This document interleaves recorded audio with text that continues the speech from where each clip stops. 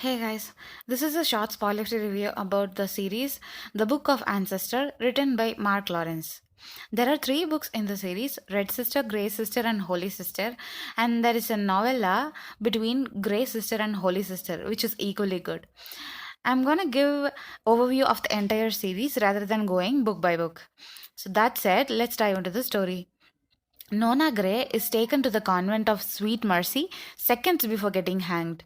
Sweet Mercy is where girls are raised as killers based on talents related to their blood.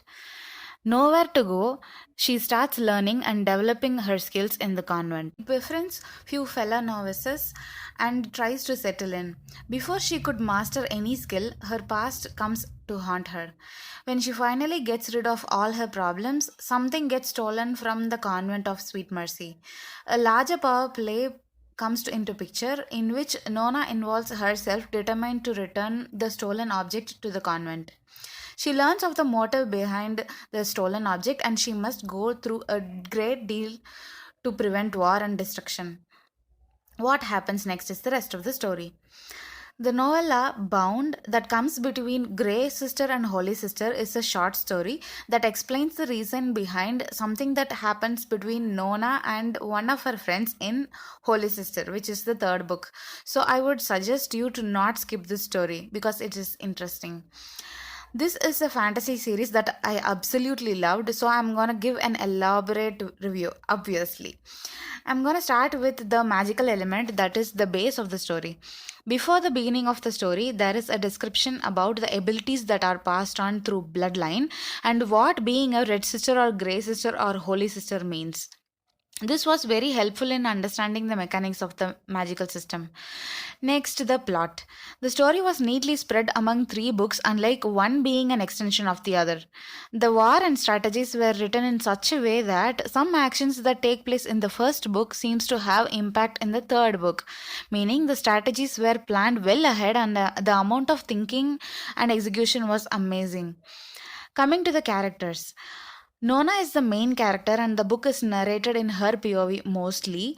She is very strong and loyal, and she sticks on to those characteristics throughout and never wavers. She might act impulsive sometimes, but she is very composed and sensible in critical situations. She kills to protect and survive, but she is not a murderer.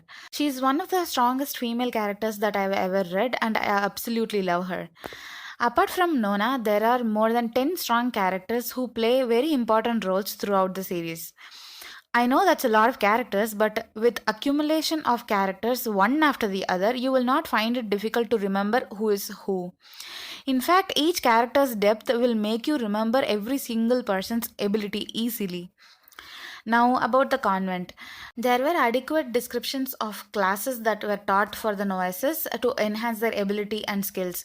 So, at any point, it was never the case that the classes were forgotten and the other issues were focused upon.